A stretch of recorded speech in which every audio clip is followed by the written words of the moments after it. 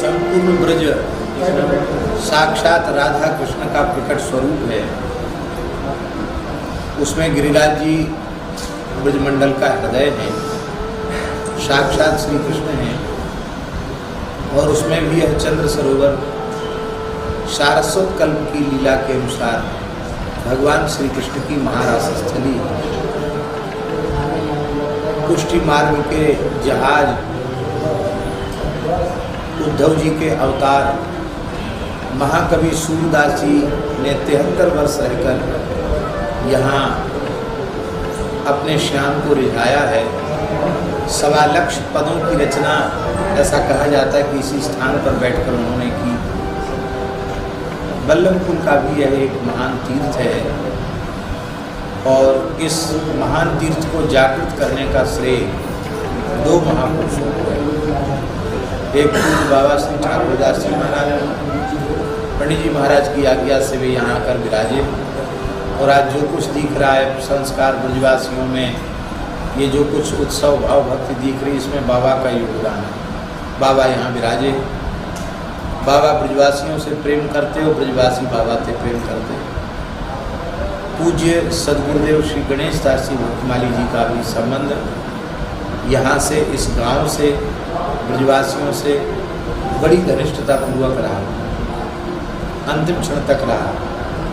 ब्रजवासियों ने महाराज जी को अपना बाबा माना और महाराज जी ने गांव को अपना गांव माना। पूज्य बाबा ठाकुरदास जी यहाँ विराजते, निरंतर गो चिंतन उनको बना रहता था। एक कसाई एक देसी बछड़ा ले जा रहा था, उस बछड़े को देखकर बाबा को दया आई और बाबा ने किसी व्यक्ति से कहकर कसाई से बछड़ा खरीद लिया गया और उस एक बछड़े को बचाने से यहाँ गौशाला का आरंभ हुआ।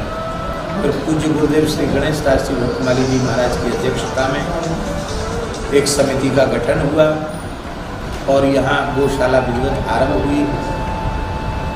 अपने समय की सबसे पुरानी गौशाला ये है। इस गौशाला से अनेक गौशालाओं का जन्म हुआ।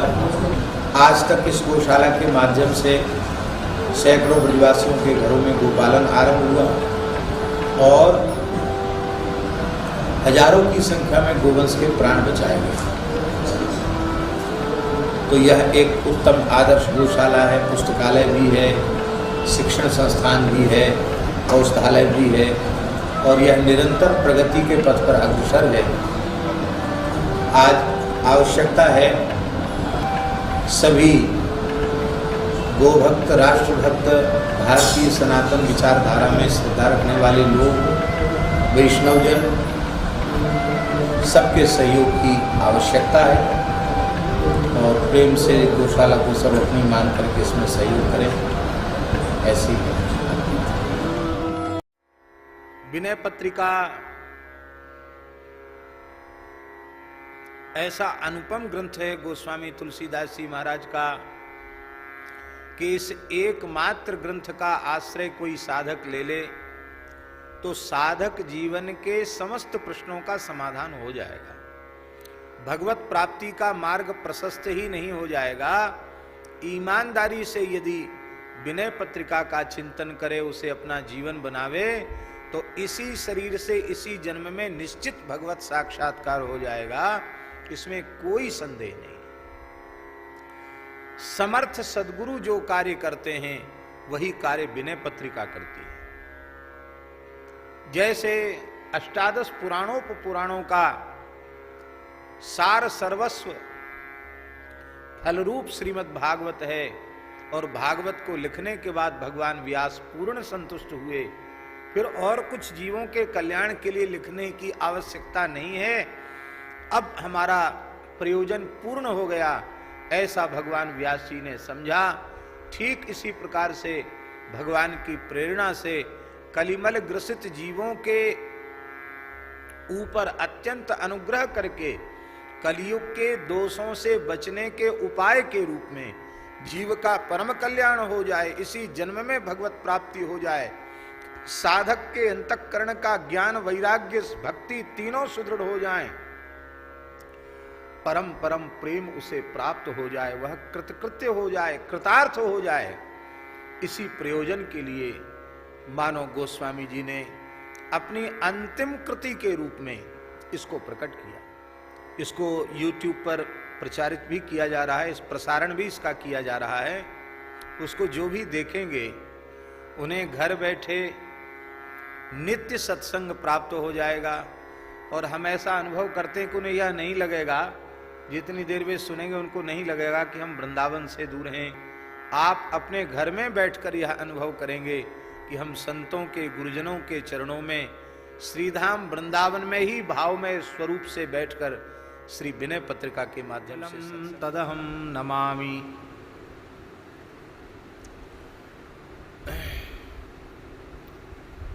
मनोजवं मारुततुल्य वेगं जितेन्द्रियं बुद्धिमतां वरिष्ठं वातात्मजं वानरयूथ मुख्यं श्रीरामदूतं शरणं प्रपद्ये। नीलाचलनिवासाय नित्याय परमात्मने बलभद्र सुभद्राभ्यां जगन्नाथाय ते नमः। भक्त भक्ति भगवंत गुरु चतुर नाम बपुएक, इनके पद बंदन किए नाशें विघ्न अनेक। बंदौ गुरुपद कंज कृपा सिंधु नर रूप हरि, महामोह तम पुंज जासु बचन रवि कर निकर।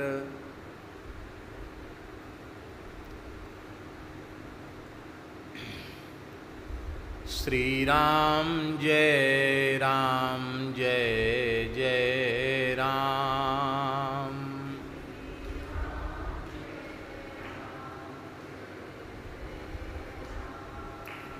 श्री राम जय जय राम।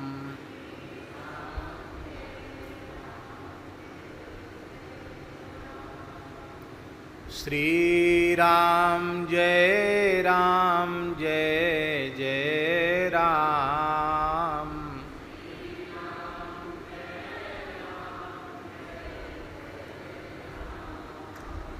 श्री राम जय जय राम।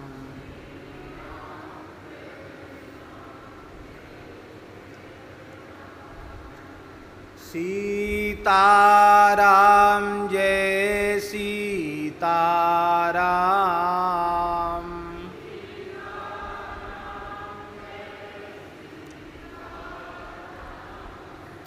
राधे श्याम जय राधे श्याम।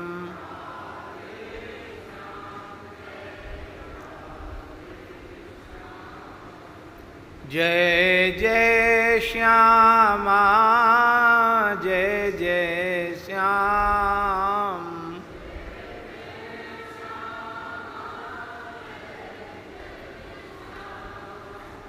जय जय श्री वृंदावन धाम।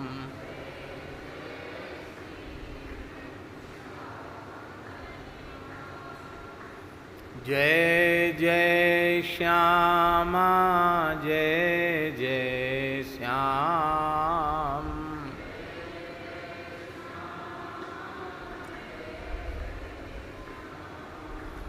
जय जय श्री वृंदावन धाम।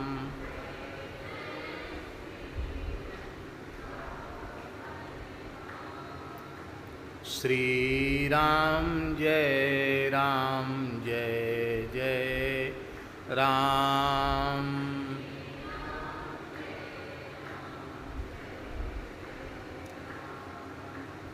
जय सिया राम जय जय हनुमान।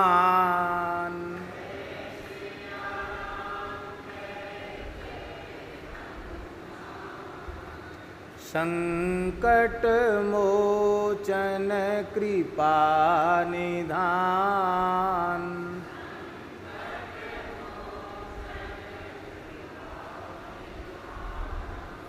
जय जय विघ्नहरण हनुमान।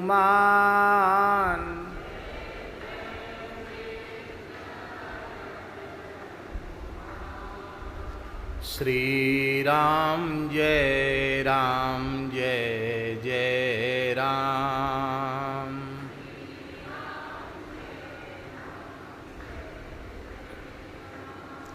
श्री सीता रामचंद्र भगवान की जय।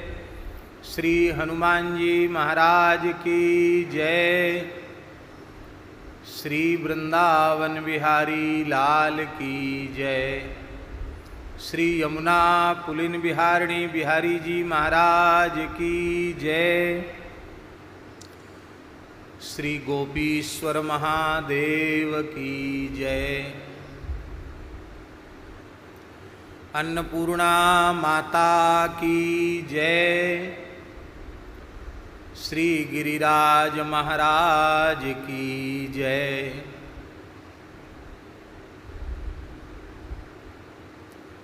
श्री गिरिराज महाराज की जय। श्री यज्ञेश्वरी जगज्जननी गौ माता की जय। श्री जड़खोर गोधाम की जय। श्री पथमेड़ा गोधाम की जय। श्री 84 कोस ब्रजमंडल धाम की जय। सब संतन की जय। सब भक्तन की जय। सब विप्रन की जय। समस्त ब्रजवासीन की जय। श्री मलुक पीठ बिहारिणी बिहारी जी महाराज की जय। श्री स्वामी मलुकदास जी महाराज की जय। श्री पहाड़ी बाबा जी महाराज की जय। श्री भक्तमाली जी महाराज की जय। श्री काश्मीरी बाबा जी महाराज की जय। श्री प्रेम भिक्षु जी महाराज की जय। श्री लक्ष्मी नृसिंह भगवान की जय। परम पूज्य प्रातः स्मरणीय सद्गुरुदेव श्री बालकृष्ण दास जी महाराज की जय। सब संतन की जय। जय जय श्री राधे। जय जय श्री सीताराम। हर हर महादेव। हरिशरणम। भक्तवांछा कल्पतरु भक्तवत्सल शरणागत वत्सल भगवान श्री सीताराम जी महाराज की महती कृपा करुणा से श्रीधाम वृंदावन में श्री यमुना पुलिन श्री गोपीश्वर ज्ञानगुदरी बंसीवट क्षेत्र में स्थित श्री मलुक पीठ के इस पवित्र सत्संग भवन में सद्गुरुदेव पंडित श्री जगन्नाथ प्रसाद भक्तमाली सत्संग भवन में हम आप सबको गोस्वामी श्री तुलसीदास जी महाराज के अंतिम सिद्धांत ग्रंथ उत्कृष्ट ग्रंथ श्री विनय पत्रिका के माध्यम से मानव जीवन का सर्वोत्कृष्ट फल सत्संग सुलभ हो रहा है। ये दीर्घकालीन उत्सव चल रहा है और उस दीर्घकालीन उत्सव का नाम है करुणा महोत्सव। लोग तो कह रहे हैं कोरोना, पर दास को ऐसा लगता है कि ये करुणा महोत्सव है। भगवान ने हम सब पर करुणा करके धामवास का अवसर दिया है, सत्संग का अवसर दिया है, नाम जप स्वाध्याय और चिंतन का अवसर दिया है। संपूर्ण प्रकृति को विश्राम देकर प्रकृति पर करुणा की है।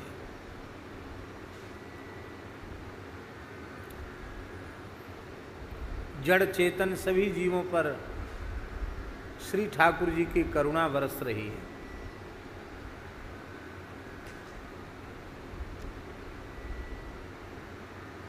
विज्ञान को धन्यवाद देना चाहिए। इस विकट परिस्थिति में ये विज्ञान का साधन न होता तो आज पूरे देश में और पूरी दुनिया में बहुत बड़ी संख्या में लोग विनय पत्रिका श्रवण कर रहे हैं, तो ये लाभ उनको घर बैठे नहीं मिल सकता था। इस अंश में हम विज्ञान को धन्यवाद देते हैं और उसके प्रति उपकृत हैं, कृतज्ञ हैं। बस बात इतनी सी है, अविवेक पूर्वक विज्ञान का उपयोग विनाशकारक है। ये बात ध्यान में बनी रहनी चाहिए। फिर से सुन लें, अविवेक पूर्वक विज्ञान का उपयोग विनाशकारी है, अकल्याणकारक है। विवेक पूर्वक किया गया उपयोग हितकारक है, कल्याणकारक है।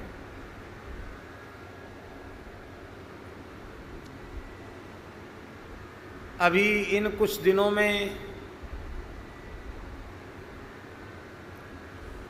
इस विज्ञान का घोर दुरुपयोग हुआ है, जिसे वर्तमान समय में सोशल मीडिया कहते हैं। फेसबुक, व्हाट्सएप, जाने क्या क्या बोलते हैं, भगवान जाने। हमारा तो भगवान की दया से न हम जानते हैं चलाना और न चलाने की इच्छा है, दोनों ही बातें हैं। और तीसरी बात यह है कि अवकाश भी नहीं है। ठाकुर जी की बड़ी दया है, बहुत दुरुपयोग हुआ है। इस विज्ञान का घोर दुरुपयोग पर निंदा, पर चर्चा में, एक दूसरे पर कीचड़ उछालने में, छींटाकशी करने में, इसका घोर दुरुपयोग हुआ है, जो दुर्भाग्यजनक है। और हम समझते हैं कि ऐसा करने वाले वे ही लोग हैं जो भजन साधन सत्संग से सर्वथा विमुख हैं। हरिगुरु संतों के पूरी तरह आश्रित नहीं हैं, उनके द्वारा ही ये सब उपद्रव किया गया है। भगवान कृपा करें, सबको सद्बुद्धि प्रदान करें, हम सब गुणग्राही बने, दोषग्राही न बने। दूसरे में सुधार करने के पहले हम स्वयं आत्मनिरीक्षण करें कि हम जिन दोषों की चर्चा दूसरों में करते हैं, क्या सर्वथा उन समस्त दोषों का अभाव हमारे जीवन में है। इसी विनय पत्रिका में गोस्वामी जी ने कहा, आप पाप को नगर बसावत, सहन सकत पर खेरो। गोस्वामी जी ने विनय पत्रिका जी में कहा है, आप पाप को नगर बसावत। आप स्वयं तो पाप का नगर बसा कर रखते हैं, उसी में रहते हैं। आपने पाप के नगर का निर्माण कर दिया, इतने पाप किए, उनकी ओर आपका ध्यान नहीं है। पर सहन सकत पर खेरो, दूसरे के खेरे, खेरा जानते हैं, गांव को खेरा नहीं कहते हैं। दो चार झोपड़ी का जो गांव होता है उसको खेरा कहते हैं।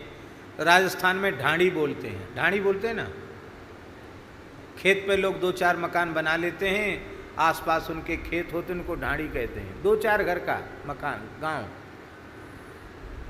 तो आप पाप को नगर बसावत, सहन सकत पर खेरो। ये जीव की दुर्दशा है। बुरा जो देखन में चला, बुरा न मिलिया कोय, जो दिल खोजा आपना, मुझसे बुरा न कोय।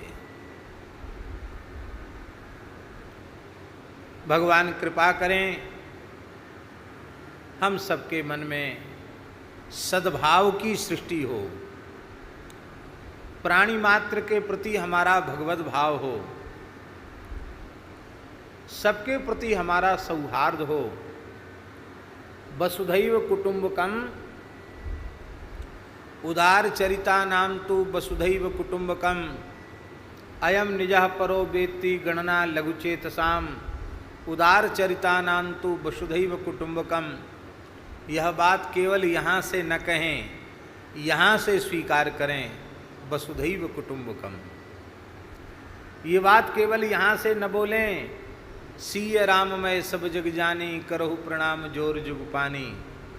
यह बात केवल यहाँ से न बोलें, जड़ चेतन जग जीव जत सकल राममय जाने, बंदों तिनके पद कमल सदा जोर जुग पान। ये बात केवल यहाँ से न बोलें, यहाँ से बोलें, निज प्रभुमय देखहीं जगत, किहिसन करहीं विरोध। हम यदि सद्भावना की सृष्टि समाज में नहीं कर सकते हैं, तो हमें दुर्भावना की सृष्टि करने का कोई अधिकार नहीं है। हम सद्भावना की सृष्टि नहीं कर सकते हैं तो मौन हो जाएं, आपने और किसी काम में लगे रहें, तमाम प्रवृत्तियों के काम में। आप समाज में सद्भाव का प्रचार प्रसार नहीं कर सकते, प्रतिष्ठा नहीं कर सकते, तो आपको असद्भाव फैलाने का कोई अधिकार नहीं है।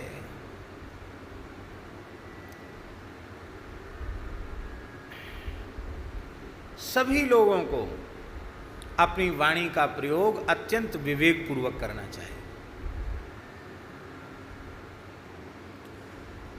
वेदादि शास्त्रों की मर्यादा के विरुद्ध हमारी वाणी तो नहीं है, ऋषियों के वर्णाश्रम व्यवस्था के सिद्धांत के विरुद्ध हमारी वाणी तो नहीं है। कहीं हमारी वाणी के द्वारा आस्तिक समाज पीड़ित तो नहीं हो रहा है।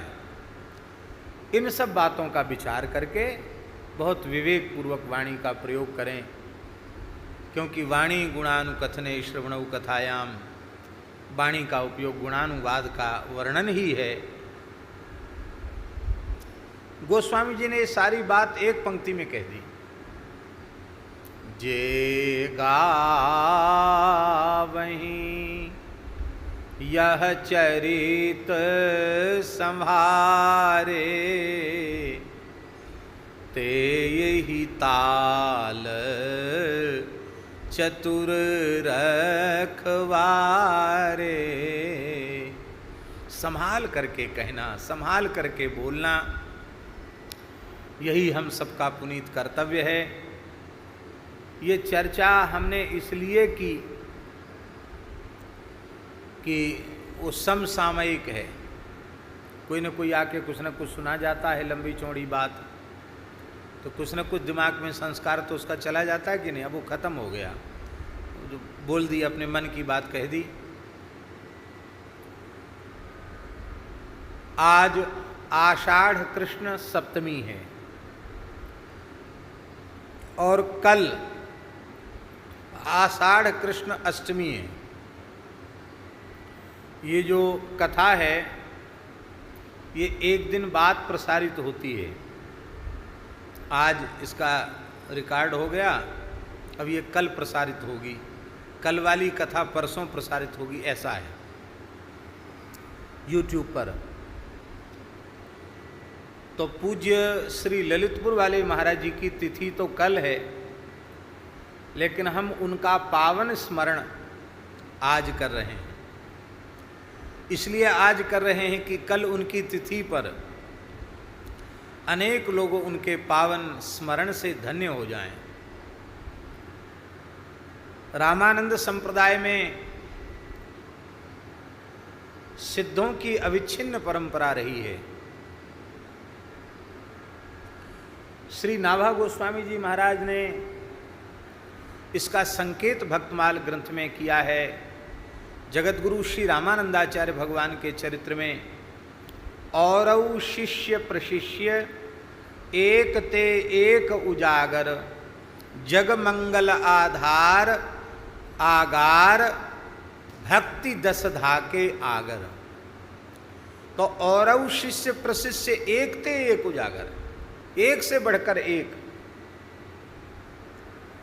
स्वयं श्री रामानंदाचार्य भगवान आचार्यों में सबसे अधिक काल तक इस धरती पर विराजे। बहुत काल बपुधारी के प्रणत जनन को पार दियो, श्री रामानंद रघुनाथ ज्यों द्वितीय सेतु जग तरण की।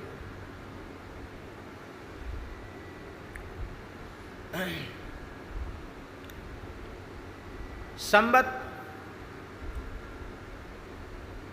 1256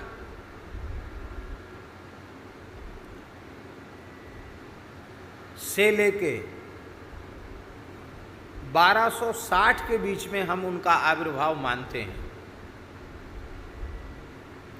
1256 और भगवत धाम प्रयाण है 1515, विक्रम संवत 1515। और आप गणित पढ़े हों तो हिसाब लगा लो कितने समय तक आचार्य चरण विराजे।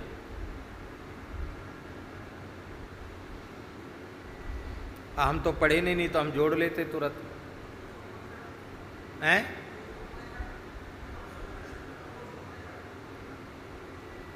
माने मोटा मोटी इतना समझ लो कि 250 साल से ऊपर विराजे। 259। श्री कबीरदास जी महाराज एक अकेले ही ऐसे हैं कि क्या कहना।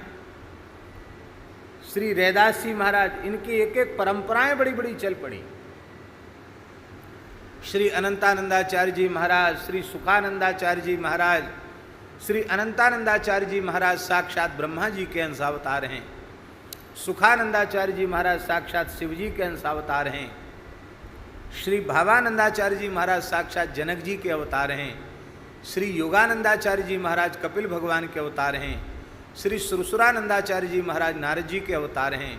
श्री गालवानंदाचार्य जी महाराज सुखदेव जी के अवतार हैं। श्री नरहरियानंदाचार्य जी महाराज सनकादिकों के अवतार हैं। श्री पीपा जी महाराज मनु जी के अवतार हैं। श्री सेन जी महाराज भीष्म पितामह के अवतार हैं। और श्री धन्ना जी महाराज महाभागवत बलि जी के अवतार हैं। और श्री रैदास जी महाराज धर्मराज यमराज के अवतार हैं। और श्री कबीरदास जी महाराज भक्तराज प्रहलाद जी के अवतार हैं। ये 12 महाभागवत ही 12 शिष्यों के रूप में प्रकट हुए। और तुलसीदास जी महाराज तो कहना ही क्या है, जिनकी वाणी के माध्यम से हम लोग सत्संग कर रहे हैं। गोस्वामी जी के 12 ग्रंथ अपने आप में अद्भुत हैं। कलि समुद्र बूढ़त लख्यो प्रगट्यो सप्त जहाज। ये 7 कांड वाली रामचरितमानस केवल मानस जी कोई पोथी नहीं है, ये 7 जहाज हैं। किसी भी जहाज में बैठ जाओ भवसागर से पार उतर जाओगे। चाहे बालकांड रूपी जहाज, चाहे अयोध्या कांड, अरण्य कांड, किष्किंधा कांड, सुंदर कांड, युद्ध कांड, उत्तरकांड, किसी जहाज में बैठ जाओ आप पार उतर जाओगे। दास का तो यह मानना है कि एक एक कांड एक एक जहाज नहीं, हम तो कहेंगे मानस जी की एक एक चौपाई जहाज के जैसी है। एक चौपाई को भी जीवन में उतार लो तो बस भवसागर से पार उतर जाओगे। श्री मलुकदास जी महाराज उसी परंपरा के महापुरुष हैं। अपने चतुसंप्रदाय वैष्णवाचार्यों में 52 द्वारे हुए हैं। चारों संप्रदायों में 52 द्वारे हैं।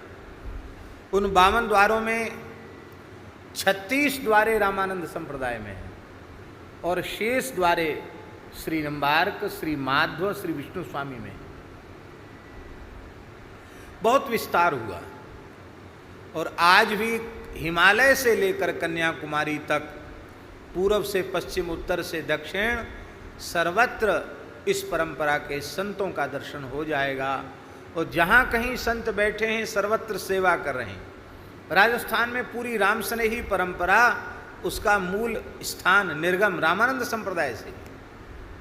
आज भी उनकी परंपरा के ग्रंथों में स्वयं ये बात लिखी है। सभी ने श्री रामानंदाचार्य भगवान का बड़े भावपूर्वक वंदन किया है।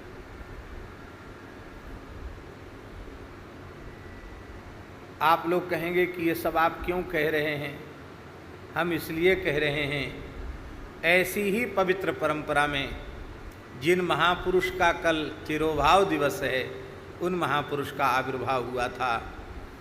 परम पूज्य अनंतश्री समलंकृत साकेतवासी महामंडलेश्वर श्री स्वामी बालकृष्ण दास जी महाराज,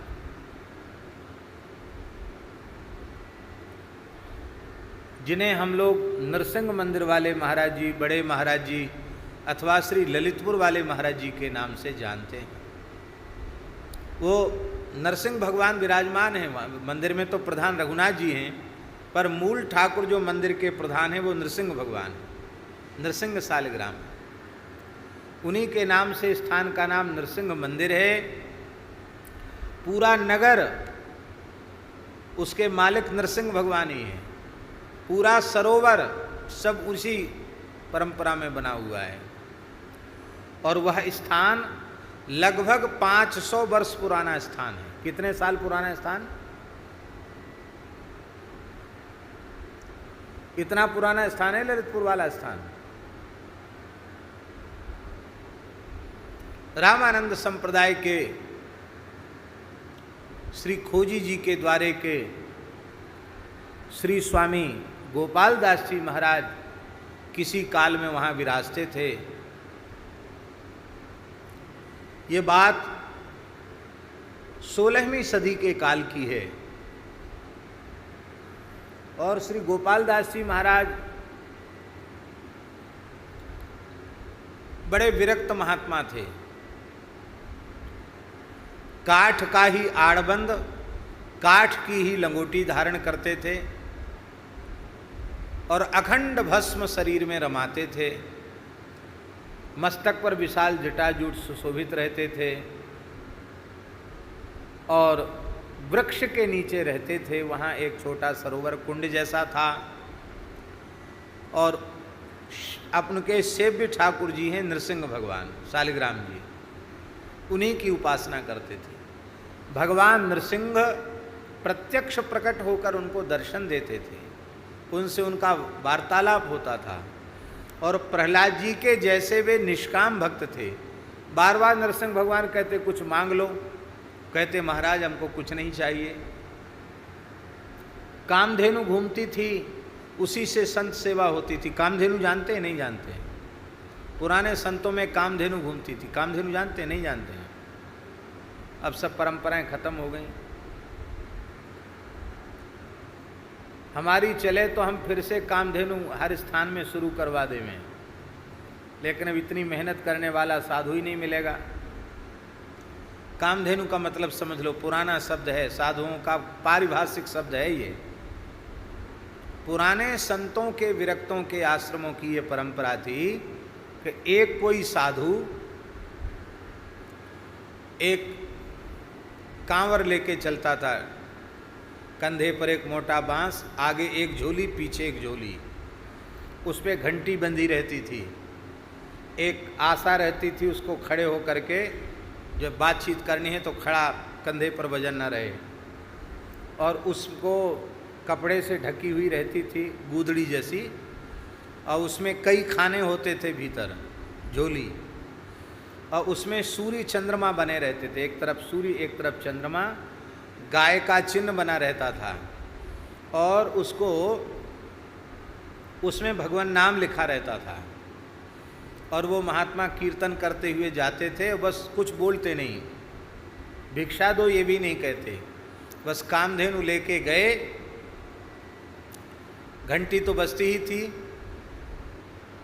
सीताराम सीताराम सीताराम जय सीताराम, राधे श्याम राधे श्याम राधे श्याम जय राधे श्याम, कीर्तन कर रहे हैं। तो कामधेनु घर से चली न जाए, क्योंकि वो कामधेनु उसको कांवर को कामधेनु का स्वरूप माना जाता था। तो लोग चुटकी आटा ले आते, तो आटे वाला जो खाना है, झोली है, उसको खोल देते, उसमें आटा, दाल वाले में दाल, चावल वाले में चावल, और एक तरफ साग सब्जी वाले में साग सब्जी। तो इस तरह से घूम करके कामधेनु घूम के आती और फिर उसको ठाकुर जी के सामने रखा जाता था। आज की भिक्षा ये है। उसमें फिर संत अमनियाँ करते थे जो ठाकुर जी के भोग बनाने योग्य है। कुछ ऐसी वस्तु आ गई जो भोग बनाने योग्य नहीं है, कुछ पुरानी सी साग या ऐसी चीज़ आ गई तो उसको अलग भी कर देते, और उसको उसी अन्न का भोग लगता था, भिक्षान्न का भोग। ये पुरानी परंपरा थी। अब कामधेनु में कम आया है और स्थान में मूर्ति ज़्यादा हैं, तो कुठार से सामान मिलाया जाता था, पर कामधेनु के अन्न में कुठार का सामान मिलाया जाता था। उसका आशय ये होता था कि भिक्षान्न पर ही हम लोग निर्वाह कर रहे हैं, क्योंकि भिक्षा का अन्न अत्यंत पवित्र माना जाता है। वो कामधेनु घूमकर जो अन्न आता है उसमें किसी का कामना, किसी का संकल्प नहीं होता, उसमें पाप पुण्य की बात नहीं होती है। इसलिए क्योंकि अयाचित वृत्ति से वह आया है, अमृत के समान है वह, तो वो पुरानी परंपरा थी। अभी अभी तक श्री ललितपुर वाले महाराज जी के समय तक वो कामधेनु घूमती रही। अब कोई ऐसे मजबूत महात्मा नहीं है जो कामधेनु घुमावें, इसलिए बंद हो गई। तो श्री गोपाल दास जी के सामने नरसिंह भगवान प्रकट हुए, बोले वरदान मांग लो। तो हंसने लगे, बोले कामधेनु घूमती है और ठाकुर जी को आपको भोग लग जाता है, आए गए साधुओं को प्रसाद हो जाता है, और क्या करना है। वो ऐसे विरक्त थे उस परंपरा में कि कल के लिए कुछ भी शेष नहीं रखते थे। आज ही सब कुछ समाप्त कर दो, कल के लिए कुछ नहीं। महाराज जी के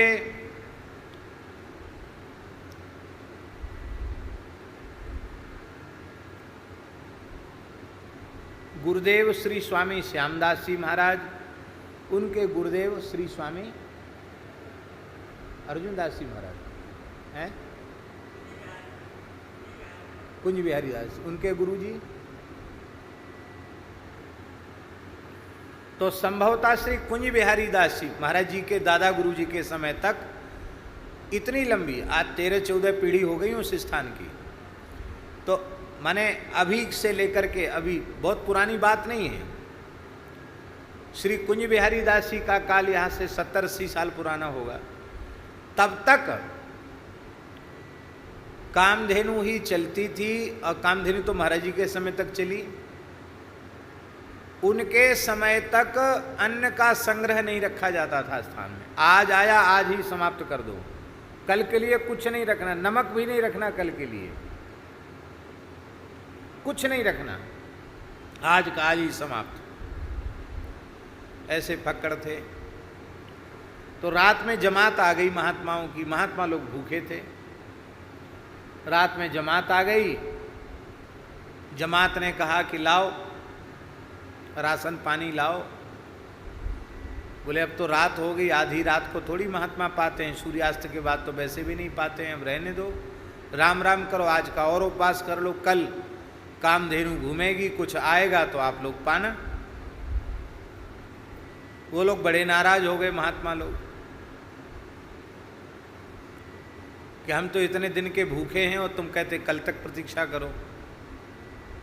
तब उन्होंने कहीं से किसी को कह करके कुछ व्यवस्था कराई, तो महात्माओं ने रात को कुछ बनाया, भूखे थे, पाया। लेकिन उनका क्रोध शांत नहीं हुआ था महात्माओं का। बोले कैसा महंत है, स्थान में कुछ नहीं रखता, इसको कुछ दंड देना चाहिए। तो बट के पेड़ से बांध के चले गए वो लोग, महंत जी को बट के पेड़ से रस्सी से बांध के चले गए। सवेरे गांव के लोग इकट्ठे हुए, बोले महाराज जी को तो बांध के रखा है। तब गांव के लोगों ने कुठार बनवाया और तब से अन्न का थोड़ा संग्रह वहां शुरू हुआ। ऐसा था महाराज, ऐसी विरक्त परंपरा का वह स्थान है। श्री गोपाल दास जी महाराज के जीवन काल की एक बड़ी विलक्षण घटना, ये सब बातें सुनने को जल्दी नहीं मिलेंगी, ये हमारे भारतवर्ष के संतों का इतिहास है। श्री गोपाल दास जी महाराज वहाँ भजन करते थे और ओरछा नरेश महाराजा मधुकर शाह के वंशज थे, उनके पौत्र थे या प्रपौत्र होंगे, पौत्र थे उनके महाराजा सुमेर सिंह, पौत्र थे जो बानपुर स्टेट के राजा थे। महाराजा सुमेर सिंह गौ ब्राह्मण संतों के बड़े भक्त थे, वो बड़े वीर थे। वो उनकी कई रानियां थीं, उनमें सबसे ज्येष्ठ रानी थी ललिता रानी। अपूर्व सुंदरी थी, बहुत अधिक सुंदरी थी वो, और महाराज उनके सौंदर्य में बहुत मोहित थे, आसक्त थे, ऐसा कहिए। भगवान किस जीव पर कैसे कृपा करेंगे ये भगवान ही जान सकते हैं। अपनी अतीव सुंदरी पत्नी में महाराज सुमेर सिंह अत्यंत आसक्त थे। उनकी उस पत्नी को, ललिता रानी को, सफेद दाग हो गया, कुष्ठ हो गया। पहले तो राजा ने उपचार कराया, पर राज वैद्यों ने जितना उपचार किया बीमारी उतनी बढ़ गई तो राजा ने अपनी ज्येष्ठ रानी की उपेक्षा कर दी, अब अन्य रानियों से प्रेम करने लग गया। तो ललिता रानी ने अपने मन में सोचा कि इस उपेक्षा से तो मर जाना ठीक है। तो वह चोरी छिपे बानपुर के किले से निकल के घोड़ी पर बैठकर आई, तो जहाँ इस समय नरसिंह मंदिर स्थान है, श्री गोपाल दास जी महाराज भजन कर रहे थे। एक गहरा कुंड जैसा था, चौपरा, कोई जल का साधन था। वो आकर के उसमें कूदकर आत्महत्या का प्रयास करने लगी। बाबा जी तो धूना पर बैठे भजन कर रहे थे, श्री गोपाल दास जी महाराज राम नाम का जप कर रहे थे। ए बच्ची कौन है भाई, क्यों आत्महत्या करना चाहती है? यहाँ जंगल में हम लोग भजन करते हैं, हम लोगों के पानी का साधन यही है, तू इसमें कूद के मरना चाहती है? कौन है तू? बाबा ने मना किया। उसने रोते हुए सारी बात बताई, महाराज ऐसी ऐसी मेरी दशा है और मैं तो मरने के लिए आई। महाराज को दया आ गई, करुणा आ गई। अरे बोले शरीर में कोढ़ हो गया तो क्या, शरीर तो जाएगा, चमड़ी चाहे जैसी हो, नाम जपत कुष्ठी बलो है। कोड़ी भी भजन करे तो भजन करने वाला कोड़ी अच्छा, सोने जैसा किसी का शरीर है, भजन नहीं करता तो किस काम का है। इसलिए ज़्यादा परेशान मत हो, भजन करो। उसने कहा महाराज ये सब ज्ञान हमारे गले उतरता नहीं है, मैं तो इस उपेक्षा को सहन नहीं कर सकती, मैं तो प्राण देने आई। महाराज को दया आ गई। श्री गोपाल दास जी महाराज ने कहा कि यदि तुम भजन का निश्चय करो तो तुम स्वस्थ हो सकती हो।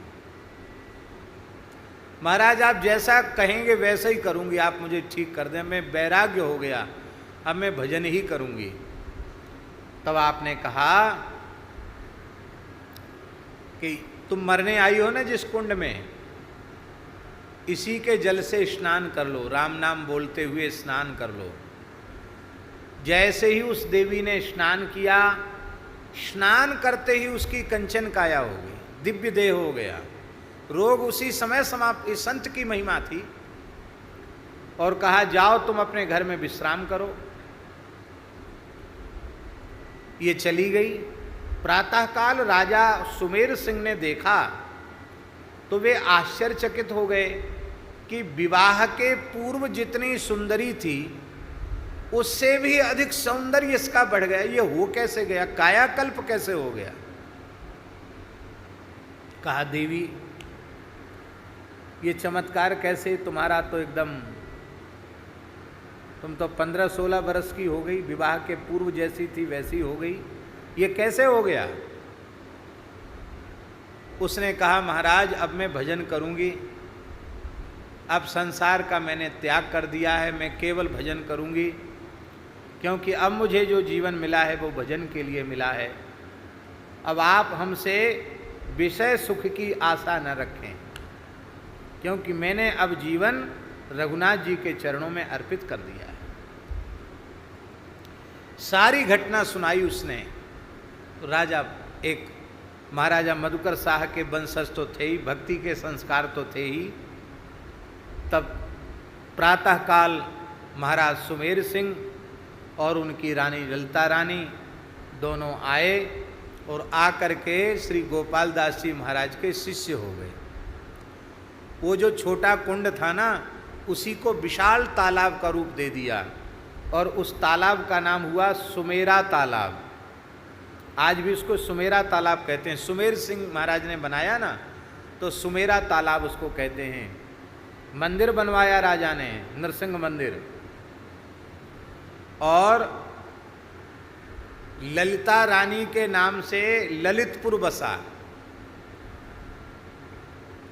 ललितपुर जिला है उत्तर प्रदेश का। ये ललिता रानी के नाम से ललितपुर बसा और नरसिंह भगवान ललितपुर के शासक नियुक्त हुए। ठाकुर जी ही राजा नियुक्त हुए। तो महात्मा तो फक्कड़ थे, विरक्त थे, बोले सब राजकाज हमसे नहीं चल सकता, नरसिंह भगवान का राज्य चलाएगा कौन? तो नरसिंह भगवान का राज्य चलाया ब्राह्मणों ने। ब्राह्मणों को वहाँ का शासक नियुक्त किया गया।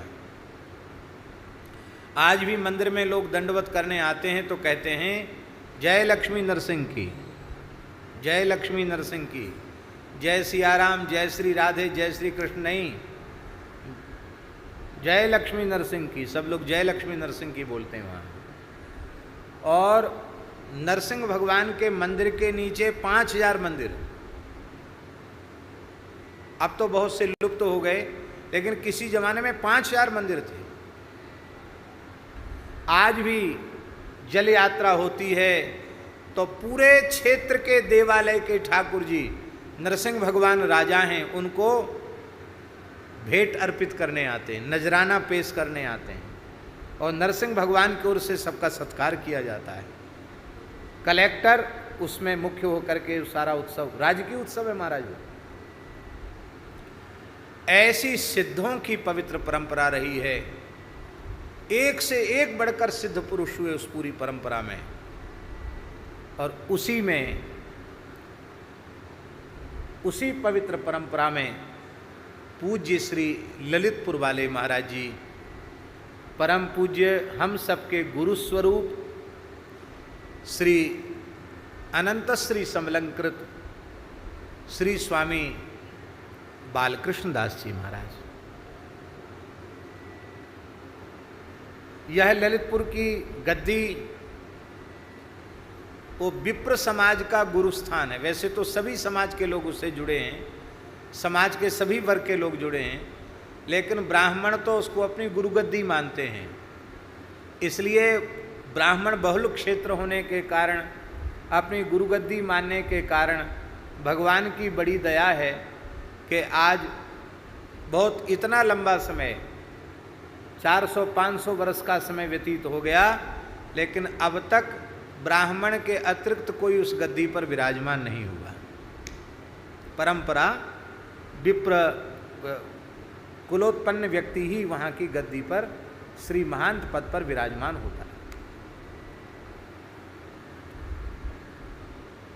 तो श्री ललितपुर वाले महाराज जी का पूज्य महाराज जी से बड़ा प्रेम था और हम सब पर उनकी बड़ी कृपा थी। और उन विशेष आज्ञा करके नृसिंह भगवान के सेवक के रूप में उन्होंने दास को अभिषिक्त किया, वहाँ नियुक्त किया। तो हम लोग बार बार वहाँ जाते रहते थे। और श्री गंगादास जी जो बड़े कुशल, जिसको हमारे यहाँ साधु में कहते हैं दंगली महात्मा, बड़े से बड़ा भंडारा, बड़े कुंभ में प्रायः पूरी व्यवस्था श्री गंगादास जी, दीनबंधु दास जी, ये दो धुरंधर हैं, ये दोनों मिलकर के ही विशेष रूप में व्यवस्था कुंभ की संभालते हैं। तो गंगादास जी वहाँ महाराज जी के समय से ही सेवा संभाल रहे हैं, अभी भी बहुत उत्तम व्यवस्था वो कर रहे हैं। खूब निर्माण हुआ है, गौ सेवा, संत सेवा, उत्सव सबका खूब विस्तार हुआ है और पूरे नगर की श्रद्धा और अधिक बढ़ी है। पूज्य श्री ललितपुर वाले महाराज जी इसी कोठरी में विराजते थे, जिसमें इसमें लाल बाबा विराज रहे हैं, ये उन्हीं के उपयोग में आती थी। वो जब आते तब इसी में विराजते थे और खूब लंबे लंबे समय तक विराजते थे। हम सब पर बड़ी कृपा करते थे और तो अधिक हम क्या कहें उनके संबंध में।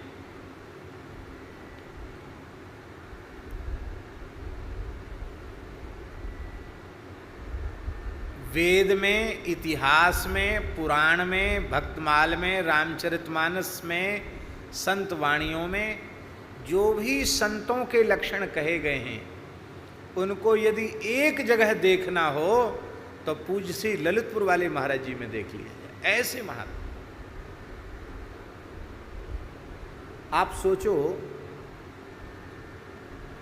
कि जिस स्थान में वे लगभग 50 वर्ष तक गद्दी पर विराजे हों, इतने लंबे समय में पूरे नगर में कोई एक ऐसा व्यक्ति नहीं निकला जिसने ये कहा कि महाराज जी को कभी हमने क्रोध की मुद्रा में देखा। ऐसे अक्रोध और ऐसे सरल भोले भाले के खेत में कुछ अन्न हुआ, कुछ सेवा आ गई और किसी को पता चल गया, वो आके रोने लग गया। उसको ये पता चल गया कि महाराज जी के पास थोड़ा पैसा आ गया है, वो रोने लग गया, महाराज जी हम बड़े परेशान हैं, ऐसी बीमारी हो गई, ये हो गया, मोड़ी विवाह के लिए बैठी है, कुछ बहाने इस बारे में तो तमाम लोग बहाना बनाते हैं। तो वो उठाकर उसको दे देते और कई बार तो दूसरे से उधार लेके उधार दे देते। आप सोचो, ऐसे महात्मा इतने सरल, रोते हुए किसी को देख नहीं सकते, भले ही वो ठगी कर रहा है, झूठ ही बोल रहा है। ऐसे विलक्षण महात्मा जिन्होंने अपने संपूर्ण जीवन में क्रोध न किया हो, जिनके मन में लोभ की गंध न हो, इतने लंबे समय में जिनका कोई विरोधी न हो। यस्मान नोद विजते लोको लोकान नोद विजते चयहा हर्षामर्ष भयोद वेगई मुक्तो यस्य च मे प्रिया। अपठित नहीं थे, उस जमाने के बीए पास थे। हाँ, 90 वर्ष से ऊपर की आयु में तो वो भगवत धाम गए। उस जमाने के बीए पास थे और शास्त्री पास थे, बहुत सुंदर अंग्रेजी लिखते थे, बहुत सुंदर संस्कृत बोलते थे, लेकिन इतने बड़े विद्वान होकर भी कोई पहचान पाया कि ये पढ़े लिखे महात्मा हैं। ऐसा सरल जीवन, उनकी तो दृष्टि ही ऐसी थी। हम कभी उनकी सेवा न कर सके क्योंकि अति व्यस्त थे, न वहाँ कभी रह सके, न सेवा कर सके। लेकिन रघुनाथ जी के समान बिन सेवा जो द्रवे दीन पर राम सरिस को नाही, वे बिना सेवा के भी हमारे ऊपर बड़े द्रवित और प्रसन्न रहते थे। अब आप इससे अधिक क्या समझेंगे? लोगों से कहते थे कि हमको तो नरसिंह भगवान मिल गए, दास का स्मरण करके कहते हमको तो नरसिंह भगवान मिल गए, अब हमको तो चिंता है ही नहीं, हमको तो नरसिंह भगवान मिल गए। ऐसी उनकी दृष्टि थी। और उत्सव भी ऐसे ही उनका बड़ा दिव्य हुआ।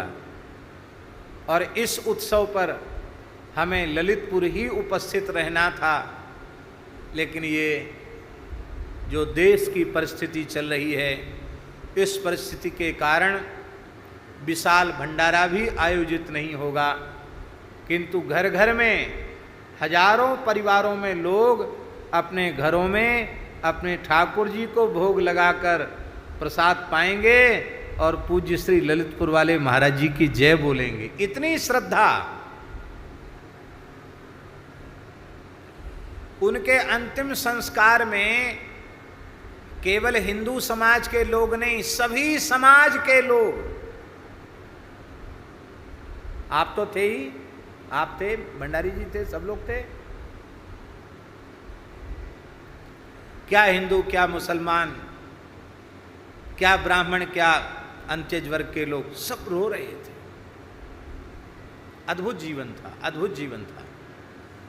हम तो अपने हृदय की सच्ची बात कहें, पूज्य गुरुदेव भक्तमाली जी के अंतर्धान होने के बाद हमको लगा भक्तमाली जी अब इस रूप में आ गए। इतने सरल महात्मा, इतने सहज महात्मा। तो हम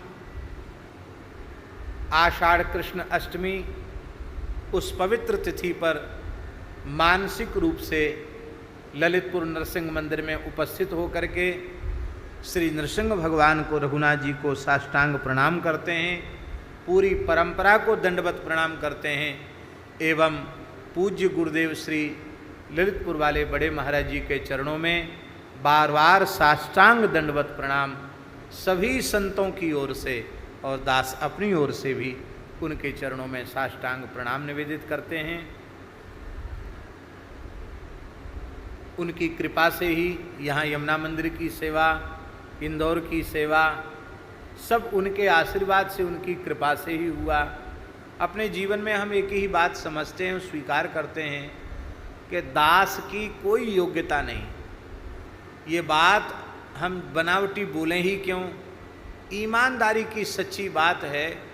हम संसार के सबसे अयोग्य व्यक्ति हैं, नालायक, किसी काम के लायक नहीं।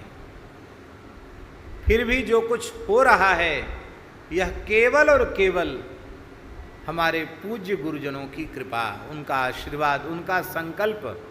हम कहीं से कहीं तक कुछ भी नहीं है, केवल उनकी कृपा है। ये बात यहाँ से नहीं, यहाँ से कही जा रही है बात, केवल उनकी कृपा है।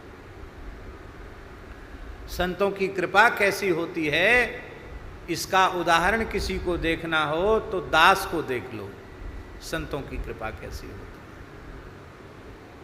कीड़े मकोड़े जैसे जीव को भी वो मूर्धन्य बना देते हैं। ऐसी गुरुजनों की, संतों की अपार महिमा कृपा होती है। कल मैंने आषाढ़ कृष्ण अष्टमी को यहाँ भी पूज्य महाराज जी के निमित्त भंडारा है, 2-4 भंडारा, लेकिन उसी तरीके का है। भंडारा समझते हैं ना, वैसे तो भंडारा होता तो 1500 साधु उपस्थित होते, चिट्ठी बच्ची न्योता होता, लेकिन अब आश्रम के जो लोग हैं, जो आप लोग सब आश्रमवासी सत्संग में सब विराजे हैं, इन्हीं पूज्य संतों का कल यहाँ प्रसाद है। और देखो संतों की व्यवस्था कैसे चलती है, इसकी एक उदाहरण दे महाराज जी। एक चित्रकूट क्षेत्र से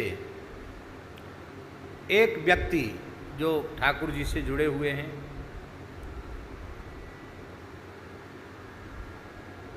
किसान आदमी हैं, उनके अपने परिश्रम की कमाई का अन्न, अपने खेत का अन्न, वो भी बिना रासायनिक खाद का अन्न, गाय के गोबर गोमूत्र के प्रयोग से उत्पादित गेहूं, उसका आटा भेज के गए हैं आज, और 30-35 किलो घी, आटा और देसी दाल, क्या कहते हैं उसकी, अरहर की दाल थोड़ी सी, वहाँ से अपने यहाँ गांव से गाड़ी लेके यहाँ भेज के गए हैं, और बस भेज के और चले गए। कुछ सेवा भी अर्पित की। बोले महाराज हम तो किसान आदमी हैं, ज़्यादा तो क्या, लेकिन इस परिस्थिति में हमारा मन हुआ कुछ जाकर सेवा करके आवें, क्योंकि ये जो वर्तमान परिस्थिति है ना, इसका प्रभाव सभी वर्गों पर, सभी समाज पर है। और धार्मिक जो सेवा की संस्थाएं हैं उन पर तो बहुत भारी प्रभाव है। इतना भारी प्रभाव है कि अब क्या कहें, ये सब बात मंच पे कहने की नहीं है। कर्मचारियों की मासिक जो सेवा है वो भी देना कठिन पड़ रहा है। ऐसी स्थिति सब जगह हो गई। लोगों के आवागमन से ही संस्थाएं चलती हैं, आवागमन बंद है। पर वर्तमान प्रदेश सरकार और देश की मोदी सरकार को धन्यवाद है, इस विकट परिस्थिति में जो पूरे राष्ट्र और समाज की सेवा सावधानी पूर्वक उनके द्वारा की जा रही है, उसके लिए वे साधुवाद के पात्र हैं, धन्यवाद के पात्र हैं। अब हम लोग कहें कि इन संस्थाओं को भी आप कुछ दीजिए, तो ये कहते बनता नहीं है। ठाकुर जी की कृपा से सब चल रहा है।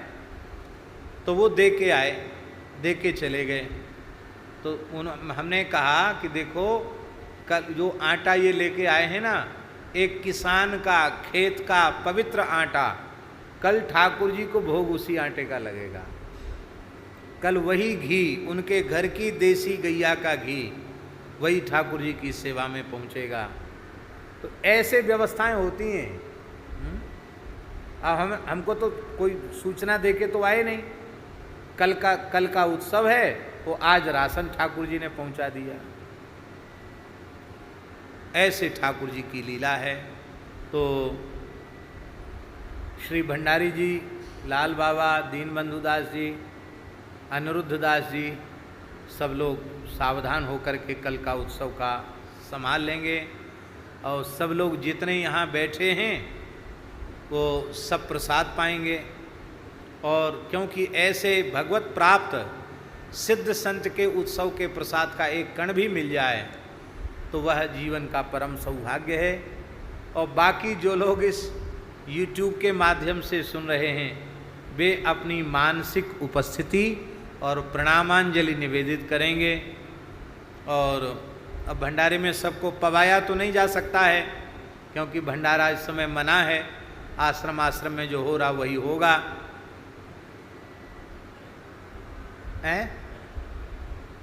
ललितपुर में होगा, लेकिन ललितपुर में भी आश्रम का ही होगा।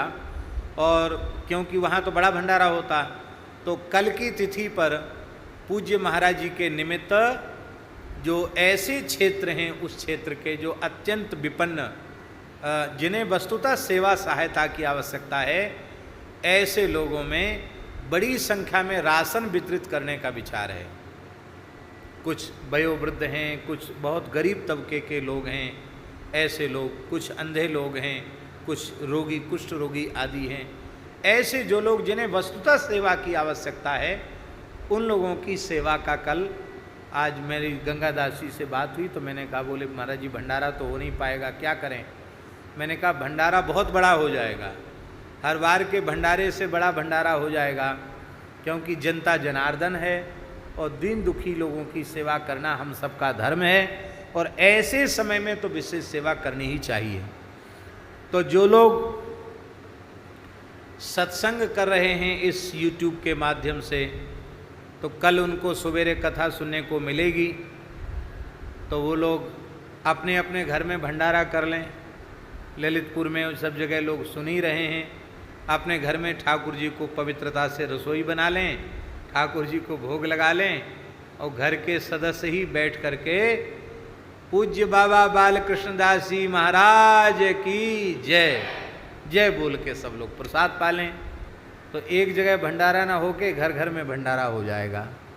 इन्हीं शब्दों के साथ हम पूज्य श्री ललितपुर वाले महाराज जी के युगल चरणों में सादर दंडवत प्रणाम निवेदन करते हैं और प्रार्थना करते हैं कि हम सबके हृदय में निष्काम भक्ति प्रकट हो जाए।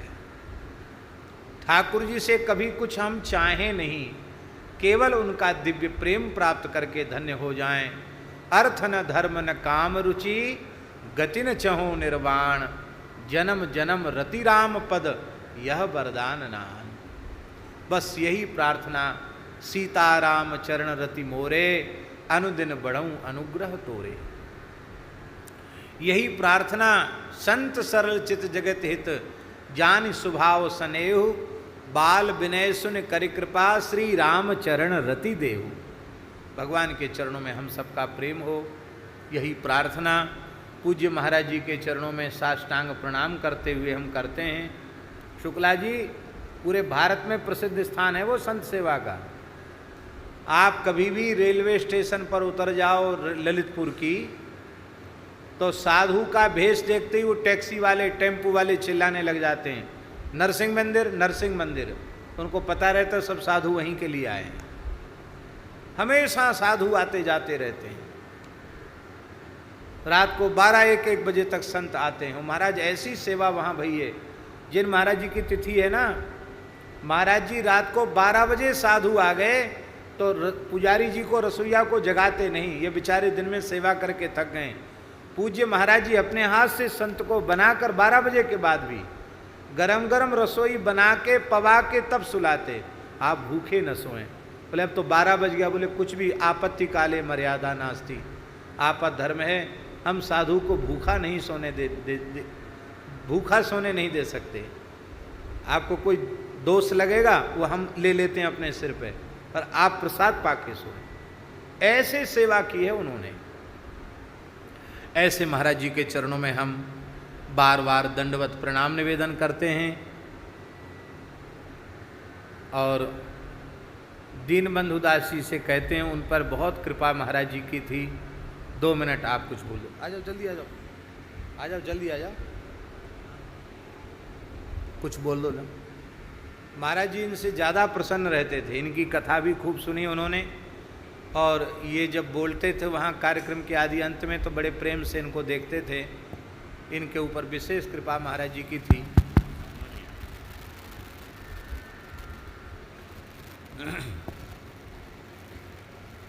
श्री सद्गुरुदेव भगवान की, श्री लक्ष्मी नृसिंह भगवान की जय। जय श्री सीताराम।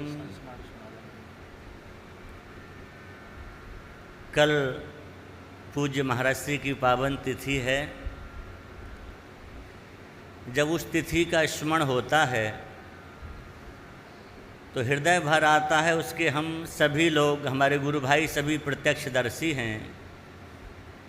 महाराज श्री की सूचना जब मिली, महाराज श्री की कहीं की यात्रा हो रही थी, हम सभी लोग जा रहे थे साथ में ही कथा के क्रम में। लेकिन सूचना जैसी मिली तो गाड़ी बहुत दूर तक निकल भी गई थी। वहाँ से फिर मोड़ करके सीधे ललितपुर के लिए प्रस्थान किया। ऋषिकेश जा रहे थे। हाँ, ऋषिकेश जाने की तैयारी थी, लेकिन वहाँ से सीधे ललितपुर को चल पड़े। महाराज श्री की बड़ी कृपा थी, यहाँ भी विराजते थे। और ललितपुर में भी महाराज श्री के साथ, गुरुदेव के साथ कई बार महाराज जी का दर्शन हुआ। और जब उनके निकट कोई भी संत पहुँचे, महापुरुष पहुँचे, तो कोई बात नहीं, उनका तो वो आदर करते ही थे। पर हम लोग तो एकदम बालक जैसे थे। हम लोग भी पहुँच जाएं, पहुँचते ही अगर लेटे होंगे तो उठ कर के बैठ जाते, हाथ जोड़ करके कहते थे, और कैसे हैं। हम लोग दंडवत न बोल पाएँ, वो पहले ही कहते आओ आओ विराजो दंडवत। कभी नीचे बैठ जाए तो नीचे नहीं बैठने, नहीं यहाँ नहीं, यहाँ बैठो। तो उनकी इतनी उदारता थी, ऐसा स्वभाव था कि उनके निकट जो पहुंच जाए, सहज में उनके प्रति उस व्यक्ति की श्रद्धा सहज में बन जाती थी। उनका स्वभाव ऐसा था। और हमने देखा है उनको कि अंत समय में उनकी अवस्था इतनी हो गई थी, बाद में तो फिर कई बार उन्होंने माला बनाई। तुलसी की माला अपने हाथ से बनाते थे, और एक तुलसी की माला बना कर के उन्होंने दास को भी दी कि लो तुम जप करते हो, इससे जप कर लेना।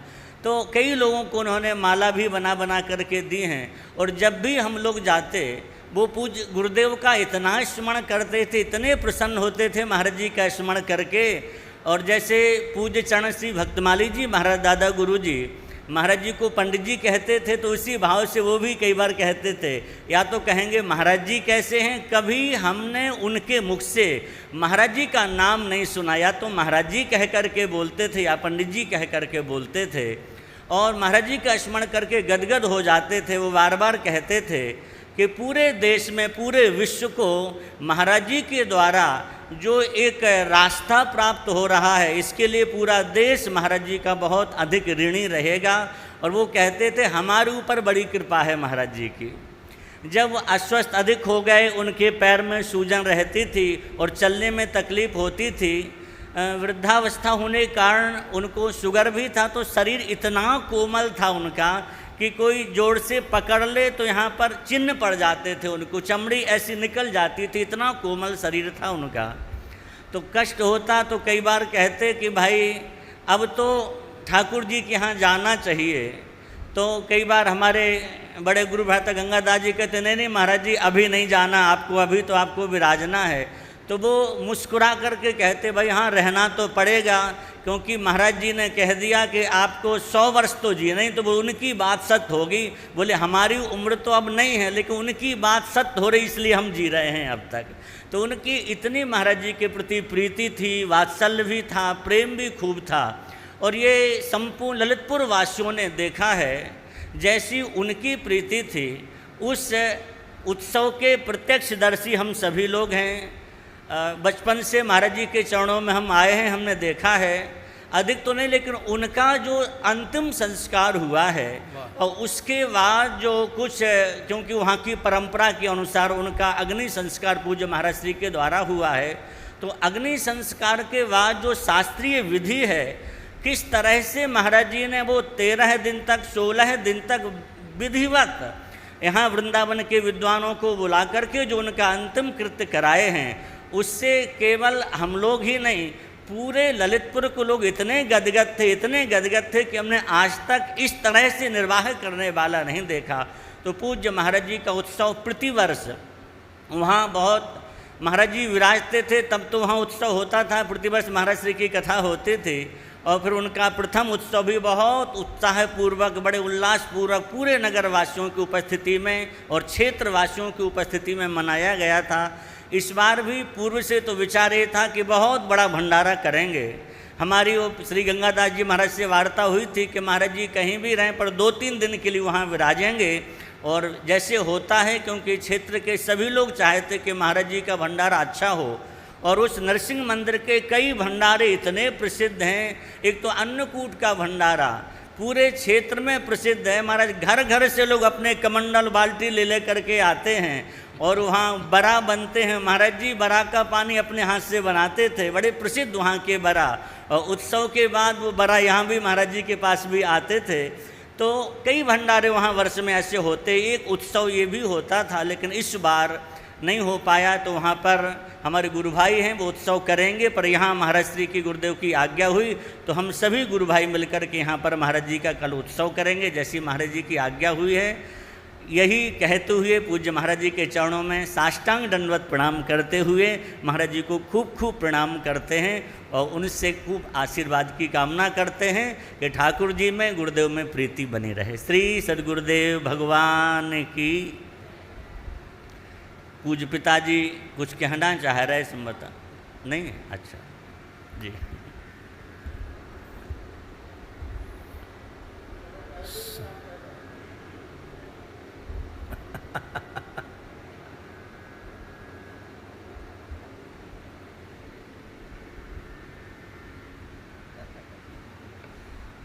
श्री सीताराम जी महाराज की जय। श्री लक्ष्मी नृसिंह भगवान की जय। महंत जी का शुभ स्मरण किया जा रहा है। एक ऐसी स्थिति हुई कि हम कहाँ रहें। ओरछा में थे तो ओरछा में हमारी कम ज़रूरत समझी गई, तो महंत जी वहाँ विराज रहे थे। तो उन्होंने आत्मीयता से कहा कि आप ललितपुर चलिए, हमारे यहाँ रहिए। उस कहने में इतनी आत्मीयता थी कि कभी भी हम स्मरण करते हैं तो रोमांच हो जाता है। कैसी उदारता है। नीति में लिखा है, वदनम प्रसाद सदनम सदयम हृदयम सुधो सुधा मुचो बाची अंतः परोपकरणम यस्य न तस्य कस्यापि वन्द्यः। वाह। जिसका हृदय ऐसा है, वदनम प्रसन्न सदनम, मुखारविंद सदा प्रसन्नता से भरा रहता है। सदयम हृदयम, हृदय सदा दया से भरा रहता है। सुधामुचो वाची, वाणी से सदा सदा अमृत ही झरता है। अंतः परोपकरणम, अंतःकरण परोपकार से भरा हुआ होता है। येषाम न केषाम ते वन्द्या, ऐसे महापुरुष किसके द्वारा वंदनीय नहीं होते हैं। किम मधुना किम सुधया, किम मधुना किम विधुना किम सुधया वसुधाया खिलया। यदि हृदय हार चरता पुरुषा पुनरेति नयनयो रैनम। किम मधुना, विश्व के सारे मधुर पदार्थ खाने को उपलब्ध हो जाएं। किम विधुना, सारे आह्लादक कारक विधु श्रृचंदा चंदन वंतादिक भोगा भी प्राप्त हो जाए। किम मधुना किम विधुना किम सुधया, अमर करने वाला मधुर अमृत भी प्राप्त हो जाए। वसुधाया खिलया, संपूर्ण पृथ्वी का राज्य प्राप्त हो जाए। तो कहते हैं किम, वह उसकी तुलना में कुछ नहीं है। यदि हृदय हार चरता पुरुषा पुनरेति नयनयो रहनम। हृदय को हरण करने वाला जिसका चरित्र है, प्रत्येक व्यक्ति को आकर्षित करने वाला जिसका चरित्र है, प्रेरणा देने वाला चरित्र है, सद्मार्ग पर लाने वाला जिसका चरित्र है, ऐसा हृदय नेत्रों से दर्शन हो जाए और हृदय में आ जाए तो इससे बड़ा लाभ किम मधुना किम विधुना किम सुधया वसुधाया खिलया। यदि हृदय हार चरता पुनरेत नयनयो रहनम। ऐसे ही ललितपुर के महाराज जी थे। उनकी उदारता को कहते कहते कभी मन भरता नहीं है। शब्दों में क्या कहा जाए। महापुरुषों का जो आदर्श है, स्वरूप है, वह उनके द्वारा प्रकट हुआ। बार बार साष्टांग दंडवत प्रणाम है। हम आज जैसा अभी दीनबंधु दास जी कहते हैं, हमारे लिए तो न जाने किस भाव से कैसे मिलते थे। हम उनके सामने जाने में घबराते थे, क्योंकि वो उठ कर के खड़े होने, बराबर बैठालने पर ये सब उनकी विनम्रता का स्मरण करके ऐसा लगता है ठाकुर जी कब कृपा करेंगे। ऐसे उनकी कृपा से हम सब दिनों के हृदय में भी ऐसे ही कबहू की करना हमारे ऐसे गुण हम में भी आए। भगवान ऐसी कृपा करें, ऐसे संतों का सदा आशीर्वाद बना रहे।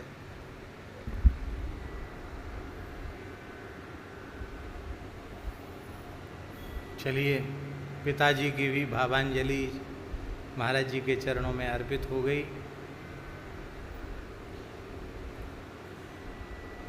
पूरे मंडल के श्री महंत थे वो।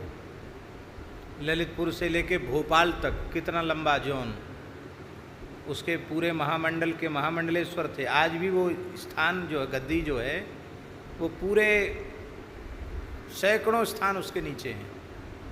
एक प्रकार से आचार्य पीठ है वो। लेकिन आचार्य पीठ पर बैठे हुए भी इतने विनम्र थे महाराज जी कि अभी कोई नया साधु आओ महाराज दंडोत प्रणाम, दंडोत प्रणाम, उठ के बैठ जाते थे। इतना आदर संतों का करते थे। उनमें यह बिल्कुल अहम था ही नहीं कि मैं किसी गद्दी का आचार्य हूँ, कहीं किसी ऊंचे पद पर बैठा हूँ। ये अहम उनमें उसका लेश भी नहीं था। नहीं तो महाराज लोग इंची टेप से नापते हैं किसकी गद्दी कितनी ऊंची, किसकी गद्दी कितनी नीची। हाँ, अब वो ऐसे महापुरुष थे कि सभा में ऐसे बैठ जाएं। तो क्यों ना हो, उनका जन्म भी पवित्र विप्र कुल में उनका जन्म हुआ था, और वो भी देवभूमि में जन्म हुआ था, उत्तराखंड में देवप्रयाग। देवप्रयाग में पवित्र विप्र कुल में, और ऐसे विप्र कुल में जन्म हुआ था जो संस्कृत के ज्योतिष के प्रकांड विद्वान थे, ऐसे विद्वत कुल में उनका जन्म हुआ था। एक बड़ा प्रसिद्ध नेता हुआ है कांग्रेस का, प्रदेश के मुख्यमंत्री भी रहे, नारायण दत्त तिवारी। वो भी उनके कुछ परिवार में ही लगते थे महाराज। खूब बड़े बड़े लोग उनके, जहाँ से उनका जन्म था कि लोग मुख्यमंत्री तक पद पर गए, लेकिन कभी किसी अधिकारी, ऑफिसर या मंत्री, संतरी, मुख्यमंत्री उनके प्रति कभी उनका कोई परिचय दें या उनसे कोई लाभ ले लें। बड़े बड़े कलेक्टर, कमिश्नर आके वहाँ महाराज जी से प्रसाद लेते और लोग कहते महाराज जी कुछ सेवा इनसे करवा लीजिए। कभी किसी के सामने कुछ बोले ही नहीं, आओ बाबूजी, आओ बाबूजी, सबको प्रसाद, सबको चाय, सबको बाल भोग, कोई मनुष्य मात्र चलावे, सबको प्रसाद। ये नहीं कि तुम तो इसी गांव के रहने वाले, रोज भोजन के समय आ जाते हो, अरे भाई भले आदमी, ऐसा नहीं। कुछ परिवार तो शुक्ला जी ऐसे थे कि उनके रिश्तेदार आ गए तो घर में क्यों खर्च हो, वो पंगत के समय रिश्तेदारों को लेकर वहीं पहुंच गया। अब महाराज जी का तो स्वभाव, आओ आओ प्रसाद, बढ़िया रसोई बनती थी महाराज। तो 2 दिन 3 दिन रिश्तेदार भी रुके तो राजभोग भी वहीं और ब्यारू भी वहीं, ऐसे महात्मा थे। एक कहावत बड़ी प्रसिद्ध है, झांसी गले की फांसी, दतिया गले का हार, ललितपुर कबहू न छोड़िए जब तक मिले उधार। तो अब उधार कौन देता है ये तो हमको ज़्यादा समझ में नहीं आया, लेकिन महाराज जी ने इस कहावत को जीवन भर, ललितपुर तब तक न छोड़िए जब तक मिले उधार। अब वो उन्होंने जो दिया वो लौट के नहीं आया, पर डायरी में लिख जरूर लेते थे।